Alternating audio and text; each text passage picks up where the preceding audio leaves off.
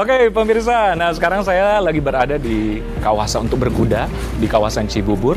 Nah, tahu nggak, olahraga berkuda sekarang menjadi salah satu olahraga alternatif yang disukai masyarakat. Tapi karena sedikitnya pengetahuan tentang olahraga berkuda ini, sehingga hanya diketahui mungkin sebagian kecil masyarakat. Nah, pada episode kali ini, Hidup Sehat bersama Dr. Ekles, kita akan lebih mengenal dekat olahraga berkuda ini. Oke, ikutin saya terus ya.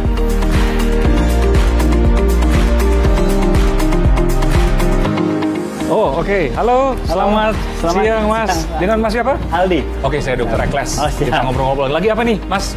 Saya lagi mempersiapkan kuda buat latihan. Tapi yang pasti untuk awal-awal di ini ya, didampingi ya, Mas? Dampingi, pasti didampingi. Oke. Yang ini mungkin menjadi pertanyaan masyarakat atau pemirsa yang ingin berkuda, aman ya? Aman, insya Allah. Oke, Mas Aldi, terima kasih. Sama-sama, Mas. Oke, pemirsa, menurut Mas Aldi tadi, pokoknya harus berkuda, kita dulu harus siap. Jadi harus pakai sepatu, seragam, pokoknya seragam berkuda deh, sama helm. Nah, Dr. Ekles nih mau coba nih, jadi mau ganti baju dulu. Mau lihat keseruan Dr. Ekles berkuda? Yuk, ikutin terus.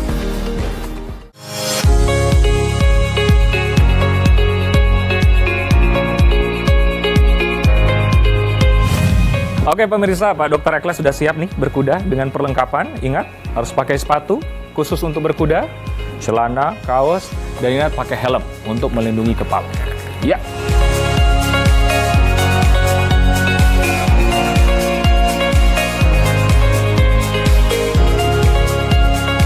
Ya, oke pemirsa, saya sudah bersama dengan Pak Jeffrey, pengelola di tempat ini. Halo, Pak Jeffrey. Halo. Oke, berarti tiap hari ini ya, mengurusi kuda ini ya. Tapi menarik banget nih Pak Jeffrey. Manfaat berkuda bagi kesehatan, ya memang sebagian orang mungkin udah tahu, tapi lebih jelasnya gimana Pak Jeffrey? Yang pasti karena olahraga itu meningkatkan imun ya, sangat bagus untuk kesehatan. Terutama untuk perbaikan otot ya, otot inti, otot perut, otot paha, otot tulang belakang segala macam, dan bisa membentuk postur tubuh ya. Postur tubuh lebih bisa sempurna gitu. Karena kenapa kuda olahraga? Karena di atas kuda itu ternyata nggak semudah orang kita bayangin kalau kita lihat di film-film ya. Semua itu kerja gitu kan. Semua kerja ya. Dari kaki, tangan sampai bahkan pikiran untuk menjadi satu dengan kuda. Benar-benar setuju banget, karena memang olahraga berkuda karena kita harus ini ya, posisi seimbang. Betul. Jadi otomatis memperbaiki posisi tubuh. Struktur tubuh ya. Balance, terus keseimbangan tubuh. Betul. Oke, jadi saya simpulkan pertama tekstur, ya, posisi tubuh yang bagus, otomatis kedua keseimbangan, jadi koordinasi antar otot bagus ya. Koordinasi. Ketiga daya tahan tubuh tadi ya. Betul sekali.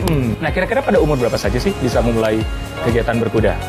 Sebenarnya mulai dari anak bisa duduk di atas kuda, 2 tahun 3 tahun itu sudah mulai bisa dilatih di atas kuda ya, naik kuda kecil dulu gitu. Nah, untuk olahraganya sendiri mungkin untuk serius ke olahraganya mulai 6 tahun sudah mulai bisa lah itu. 6 tahun. Step by step ya. Oke, step by step. Nah, ada berapa sih jenis kriteria berkuda? Kalau kuda sendiri mungkin salah satu olahraga yang menggunakan hewan yang bisa mencapai Olympic sport ya, olahraga Olimpiade yang ngetop sekarang di Olympic sport itu ada 3 yang dipertandingkan. Baik. Itu dressage itu tunggang serasi. Oke. Terus lompat rintangan. Yes. Yang palang-palang itu. Benar. Kemudian eventing itu penggabungan antara lompat dressage tunggang serasi, lompat rintangan sama rintangan alam. Di samping itu ada banyak lagi di equestrian game-nya, maksudnya World Equestrian Game, nggak hanya 3 itu, ada endurance, ketahanan, itu bisa lari 100 kilo, 120 kilo gitu. Okay. Ada juga yang vaulting di atas kuda gitu, ada yang driving dengan kereta gitu. Jadi banyak lah, mungkin ya salah satunya lah olahraga yang mendunia yang melibatkan hewan.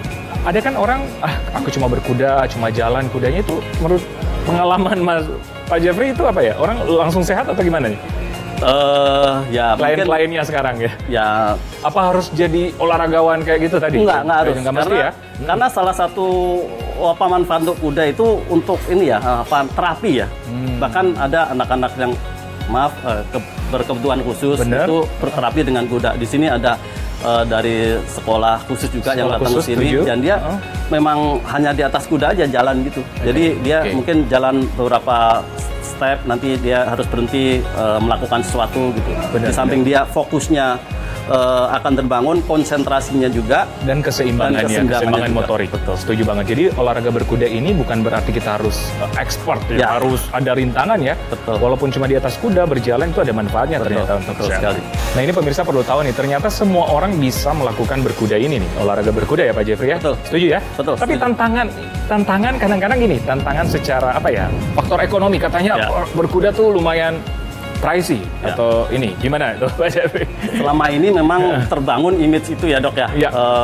Kayaknya naik kuda itu harus high class gitu. Benar. Kan? Cuma setelah kemarin dengan kejadian pandemi itu kita berinisiatif untuk membuka tempat ini gitu dengan harga yang bisa terjangkau oleh masyarakat umum, menengah ke bawah juga bisa, dan di sini insya Allah harganya cukup bersahabat ya. Oke. Bersahabat, jadi kita juga pengen mengenalkan kuda ke masyarakat banyak gitu, supaya di event-event berkuda di Indonesia ke depan itu rame sama orang gitu, dan kelihatannya memang mudah-mudahan 2-3 tahun ke depan, 5 tahun lah maksimal, berkuda Indonesia udah bisa jadi.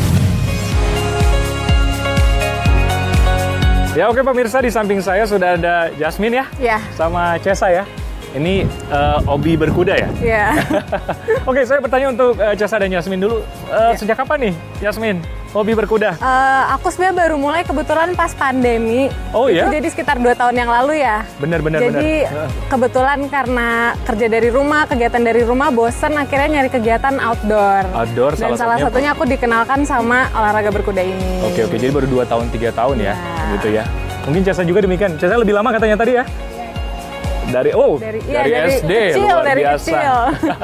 Oke, nah Jasmine dan Esa nih kan udah 2 tahun, 3 tahun ya melakukan berkuda. Apa sih dampaknya sehari-hari untuk kesehatan yang dirasakan gitu? Kalau kesehatan berasa banget, merasa lebih sehat aja, postur tubuh lebih baik dan lebih terjaga aja. Karena memang walaupun kelihatannya orang lihat kayak duduk aja, simple ya, tapi itu benar-benar kerja semua, keringetannya luar biasa.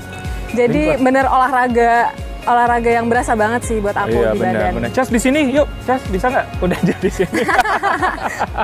Tapi benar ya, Jasmine, Cesa. Saya tadi 5 menit melakukan, tapi tidak segampang itu ya. Tidak segampang itu.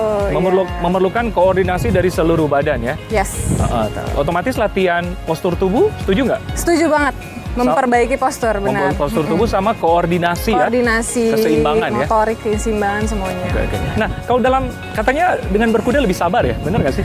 Melatih kesabaran, benar. Karena kita namanya harus bekerja sama makhluk hidup lain ya. Karena nggak mudah, mereka juga punya pikiran sendiri. Jadi proses bondingnya itu memang perlu kesabaran. Just, kenapa sih katanya harus ini ya? Dibisikin dulu, ada ajak ngobrol si kudanya. Emangnya ada fungsi apa sih? Kalau dari kuda sih karena mereka kan juga makhluk hidup ya. Kayak kita pelihara binatang kayak kucing gitu kan, kita juga harus ajak ngobrol. Kalau kuda apalagi kita support, jadi kita harus punya chemistry, kita harus bisa ngobrol juga sama kudanya. Karena dia juga punya mood yang beda-beda kan setiap hari. Setuju. Oh bener, kayak kita aja ya, ada moodnya ya. Oke, jadi bonding dengan kuda lebih enak ya. Oke, gitu ya Jasmine ya? Benar. Gitu. Sama kayak kita lah ya, mood-moodnya beda tiap hari ya. Begitu juga kuda ya? Iya. Oke pemirsa, dari Cibubur, saya Dr. Ekles bersama Cesa dan Jasmine untuk hidup sehat bersama Dr. Ekles. Oke, ikutin terus. Yuk, ayo, Del.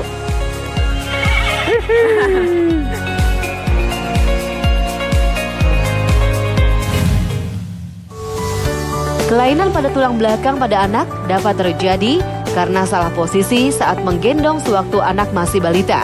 Bagaimana bisa terjadi? Dr. Ibrahim Agung, spesialis rehab medik konsultan, akan memberikan tips menggendong balita di penghujung acara.